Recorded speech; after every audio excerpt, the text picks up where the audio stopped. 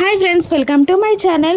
యువరాజ్ సుధాకర్ని నిలదీస్తూ ఇది ఆనంద్ అంకుల్ ఇల్లా, ఇక్కడ ఆనంద్ అంకుల్ ఉన్నారా అని ప్రశ్నిస్తూ ఉండగా ఇక తలదించుకుంటాడు సుధాకర్. ఇక చూసావా అక్క, డాడీ ఏం చేశారో, వీళ్ళు మాయ చేసి ఇక్కడికి తీసుకొచ్చారు అంటే నువ్వు నమ్మలేదు, వీళ్ళు ఇదే పనిని చేశారు అని అంటూ ఉంటాడు యువరాజ్. ఇక మళ్ళీ యువరాజే కౌశిక్ని, నువ్వు కూడా వాళ్ళ పార్టీయే కదక్క, అయినా నువ్వు వాళ్ళనేమంటావు, అందరూ కలిసి మమ్మల్ని అనాథలు చేశారు అని అరుస్తూ ఉంటాడు యువరాజ్. ఇక జగదాత్రి, అలా కాదు యువరాజ్, ఎవరు కూడా ఏది కావాలని చేయలేదు, వదిన మామయ్య గారి తప్పేమీ లేదు, మేమిక్కడ పిండ ప్రదానం చేసి అన్నదానం చేసి మామయ్యని భోజనానికి పిలిచామంతే అని అంటూ ఉండగా నిషిక జగదాత్రిని తిడుతూ ఉంటుంది. అవును, అన్నింటికి సూత్రధారివి నువ్వే, నీ వల్లే మా కుటుంబంలో సమస్యలు వస్తున్నాయి, అసలు నీకు సిగ్గులేదు అని నిషిక జగదాత్రిని తిడుతూ ఉంటుంది.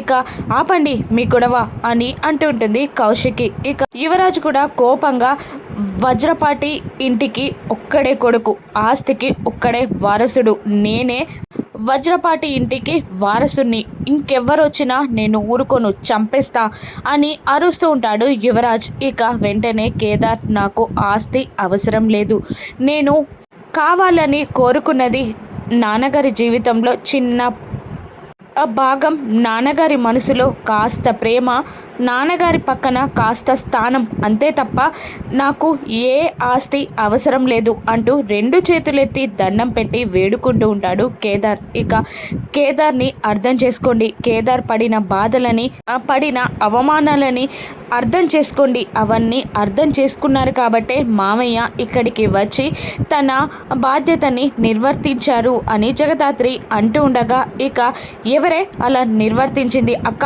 చూసావా, వీళ్ళే మేనేజ్ చేసి డాడీని ఇక్కడికి తీసుకొచ్చారు అని అంటూ ఉంటాడు యువరాజ్. ఇక మళ్ళీ యువరాజ్ కోపంగా కేదార్ వైపు చూస్తూ, మీ అమ్మ చేసిన తప్పులకి మా నాన్న తలపైన నేరం రుద్దుతామంటే మేము ఊరుకోము అని సుహాసిని గురించి అవమానకరంగా యువరాజ్ మాట్లాడేసరికి కేదార్ యువరాజ్ కాలర్ని పట్టుకొని కొట్టబోతూ ఉంటాడు. అలా ఇద్దరు ఒకరినొకరు కొట్టుకుంటూ ఉంటారు. కేదార్, యువరాజ్, ఆపండి అని గట్టిగా అరుస్తాడు సుధాకర్. ఇక పైకి లేచి, ఎవరి బలవంతం మీద నేను ఇక్కడికి రాలేదు, నా అంతటా నేనే ఇక్కడికి వచ్చాను అని అనగానే యువరాజ్, వైజయంతి, నిషిక చాలా షాక్ అవుతూ ఉంటారు. అవును, నా అంతటా నేనే వచ్చాను, నేను చేసిన తప్పుకి ప్రాయశ్చిత్తం చేసుకోవడానికి వచ్చాను, సుహాసిని ఆత్మకి శాంతి చేకూరాలని నేనే పిండ ప్రదానం చేయడానికి ఇక్కడికి వచ్చాను అని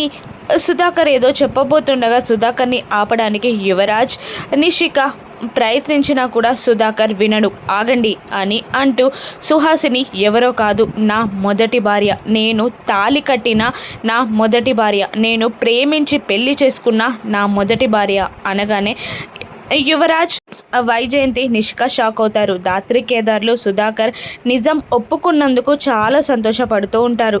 అవును, ఇన్నాళ్ళుగా మీకు ఎందుకు చెప్పలేదని నన్ను అడుగుతారు, కానీ కుటుంబం పరువును కాపాడడానికే నేను అలా చేశాను, కానీ దానివల్ల ఒక జీవితం నాశనం అవుతుంది అని నేను తప్పు చేసినా కూడా బయట పెట్టలేదు. నాకు తెలుసు, నేను కట్టిన తాళి సుహాసిని మెడకి ఉరితాడవుతుందని తెలిసి కూడా నా కుటుంబం కోసం తనని బలి చేశాను, కానీ నేను చేసిన నేరాన్ని తట్టుకోలేక ఇక ప్రాయశ్చిత్తం చేసుకునే దారిని వెతుక్కుంటూ నేను ఇక్కడికి వచ్చాను అని అంటూ సుహాసిని తన మొదటి భార్యగా ప్రకటించి కౌశికి దగ్గరికి వెళ్ళి, నన్ను తప్పుగా అనుకోకు కౌశికి, నేను నా కుటుంబం గౌరవాన్ని కాపాడుకోవడానికే ఇక్కడికి వచ్చాను, నా కుటుంబం పరువుని కాపాడడానికే నేను అలా చేశానే తప్ప నేను నీచుణ్ణి కాదు, నన్ను తప్పుగా అనుకోకు, నన్ను నీచంగా చూడకు అని సుధాకర్ కౌశికిని వేడుకుంటూ ఉండగా, ఇక అదేంటి బాబాయ్ అలా అంటారు, నేను మిమ్మల్ని ఎప్పుడు కూడా తప్పుగా అనుకోను అని అంటూ ఉండగా, ఇక యువరాజ్, నిషిక ఇద్దరు ఇలా అంటుంటారు, మీరు కోపంలో ఏదో మాట్లాడుతున్నారు, కోపంలో అన్న మాట కరెక్ట్గా ఉండదు మామయ్య గారు అని నిషిక అంటుండగా, లేదమ్మా, నిన్ను అన్నీ ఆలోచించే చెప్తున్నాను, అంటూ వైజయంతి దగ్గరికి వెళ్ళి, నేను చెప్పిన మాట వల్ల అందరికన్నా నువ్వే ఎక్కువగా బాధపడతావని నాకు తెలుసు వైజయంతి, ఈ ఒక్కసారికి నన్ను క్షమించు అని అంటూ వేడుకుంటూ ఉంటాడు సుధాకర్ వైజయంతిని. ఇక వైజయంతి అతని చేతులని విడిపించుకొని, నీకు 25 ఏళ్ల క్రితం ఏం జరిగిందో నేను అడిగాను, కానీ నువ్వు చెప్పలేదు.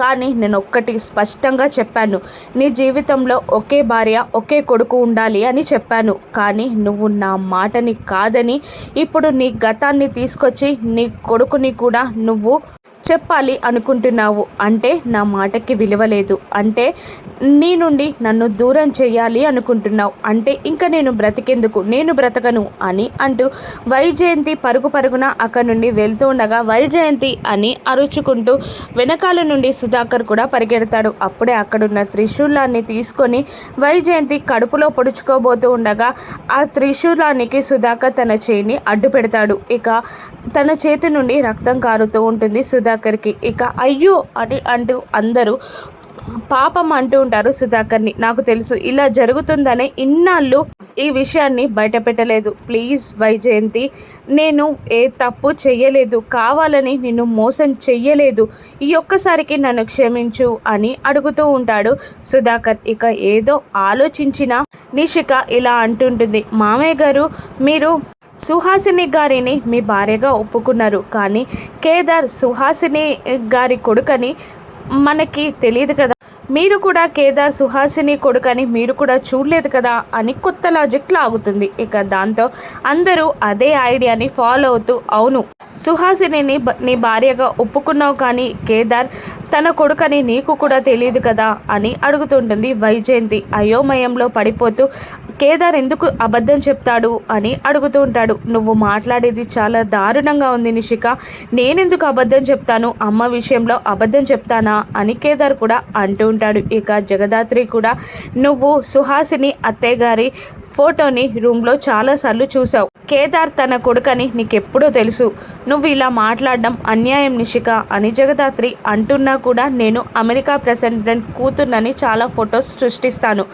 అది నిజమని నమ్ముతారా అని అంటుండగా వైజయంతి కూడా, అవును మన ఆస్తి కోసం కావాలనే ఇలా ప్లాన్ చేసి వీళ్ళు ఇలా చేస్తున్నారు అని అంటూ సుధాకర్కి మాట్లాడే ఛాన్స్ కూడా ఇవ్వకుండా అక్కడ నుండి లాక్కెళ్ళిపోతారు వైజయంతి, యువరాజ్, నిషిక. ఇక అయోమయంలో పడిపోయి చేతికి అందింది కూడా దక్కకుండా పోయిందేంటి దాత్రి అని అంటుంటాడు కేదార్. ఆ 25 ఏళ్ల దూరం కదా, కాస్త టైం పడుతుంది అని అంటుంటుంది జగదాత్రి. ఇంతలో బూచి మాటలు వినబడుతూ ఉంటాయి. ఇక ఒక అమ్మాయి కొత్త కార్ దగ్గర నిలబడి ఫోజులు ఇస్తూ ఉండగా బూచి ఫొటోస్ తీస్తూ ఉంటాడు. ఇక సెల్ఫీ తీయమని బూచిని దగ్గరగా రమ్మని ఆ అమ్మాయి అంటూ ఉంటుంది. ఇక తను సెల్ఫీ తీస్తూ ఉండగా బూచి బుగ్గపై ముద్దు పెడుతుంది ఆ అమ్మాయి. అది చూసి అన్నయ్య అని గట్టిగా అరుస్తుంది జగదాత్రి. ఇక వాళ్ళని చూసి షాక్ అవుతాడు బూచి. ఎప్పటి నుంచి చూశారు అని అంటూ షాక్ అవుతాడు బూచి కూడా. ఇక నువ్వు మొదలు పెట్టినప్పటి నుంచే చూసాం అని జగదాత్రి అంటుంటుంది. ఇప్పుడు బూచిని వాళ్ళు ఏం చేయనున్నారు, సుహాసిని కొడుకు కేదార్ అని కేదార్ జగదాత్రి ఎలా నిరూపించనున్నారో రాను ఎపిసోడ్స్లో చూద్దాం. Thank you for watching.